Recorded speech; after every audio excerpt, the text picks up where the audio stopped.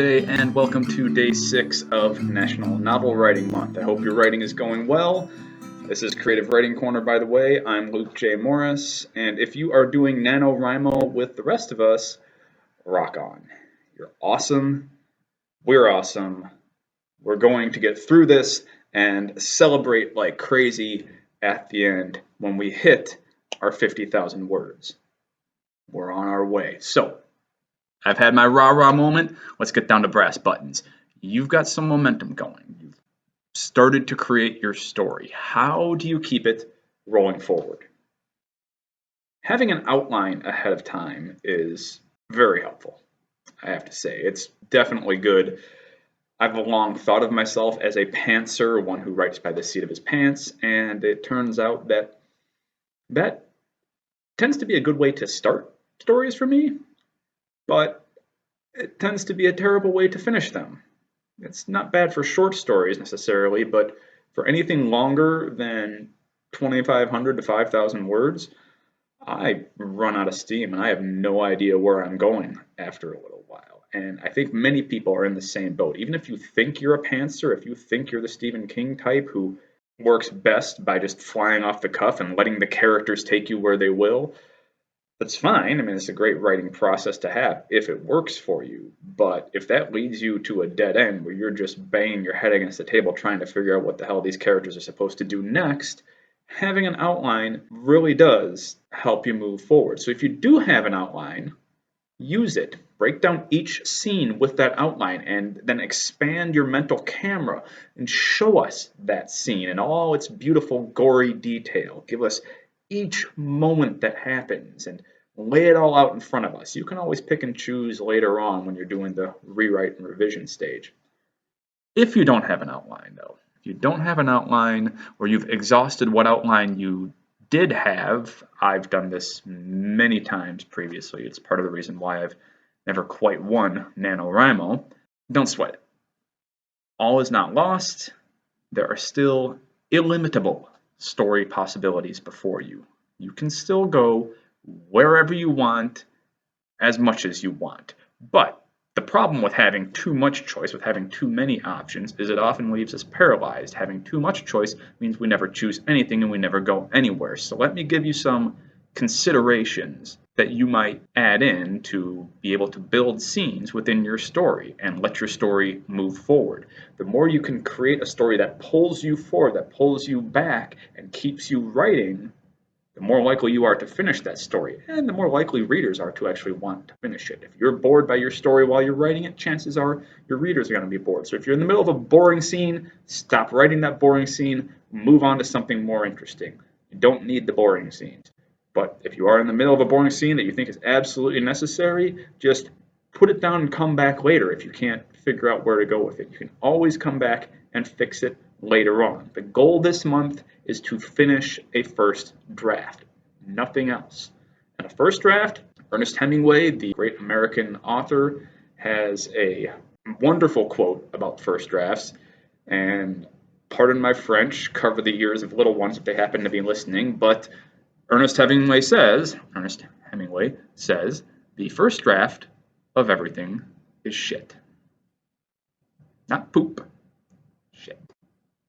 The first draft of everything is going to suck. Just accept that it's going to suck. Be okay with it sucking and move forward anyway. But just because you're okay with sucking doesn't necessarily mean that you actually have anything to write.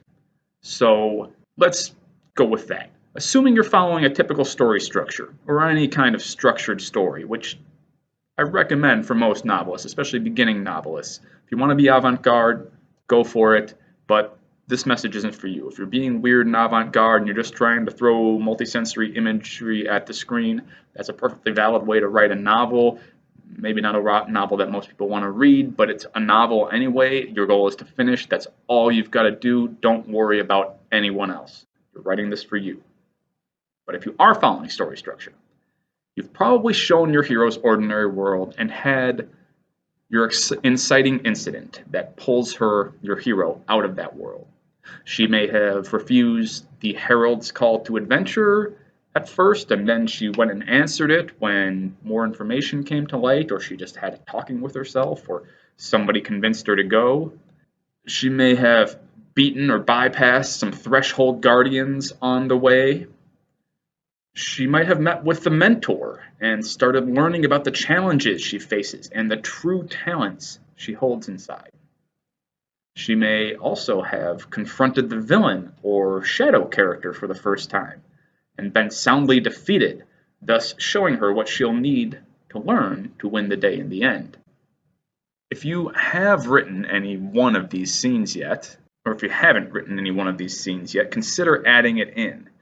Each of them can move your story forward. Any one of these scenes, a meeting with a mentor, a meeting with an ally, a confrontation with the eventual villain, any one of those can move your story forward, can progress your hero, your main character, toward her story goal. Now, if your character or characters is already on the pursuit of her goal, she's already making progress, and you're not sure where to go next, what's Dorothy's next step on the yellow brick road? What is Frodo's next step to get him closer to Mount Doom? What is the next step of the guy from Memento's mission to find his wife's killer? If you aren't sure where to go, throw an obstacle in their way. It doesn't have to be the villain. The villain's always an obstacle, but it doesn't have to be the villain in this case. We're still early on in the story. It could be a personal or environmental limitation, something that blocks the hero, or a sincere ally who, in the guise of helping the hero out, offers misguided advice and sends the hero down the wrong path. If your hero's already been misdirected like that, on the other hand, what is going to redirect her toward the proper pursuit of her goal? Does she need a friend or mentor's guidance? Does she need to find a map or some magical MacGuffin that will point her back in the right direction? Or does she need more obstacles in her way, more confusion, more problems, driving her further and further from where she needs to be, to give her a steeper hill to climb and thus more character growth to go through? If nothing else works to get your story rolling, you can always kill someone. It's a great thing about being a writer. We get to kill people left and right and never get arrested. Kill someone. Then you get to see how the character, your hero, and the world you've created reacts to that death. Or, contrarily, you can introduce somebody brand new. It could be a messenger, a spy, a love interest, a competing love interest, if your character already has one of those, so love triangles. Yeah, they're a cheesy device, but tell you what, they keep stories moving, they create conflict. It's something to work with.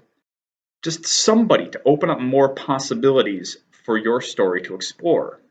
Remember, the goal is to keep your momentum going, get the story rolling and keep it rolling, and while you're drafting, to hell with quality. The mission is to get the book done. You can always fix it later, but you can't fix what you never build. Good luck, my friends. Thanks for tuning in to Creative Writing Corner. I've been Luke J. Morris. I'll talk to you again soon. Until then, keep the words flowing. Peace.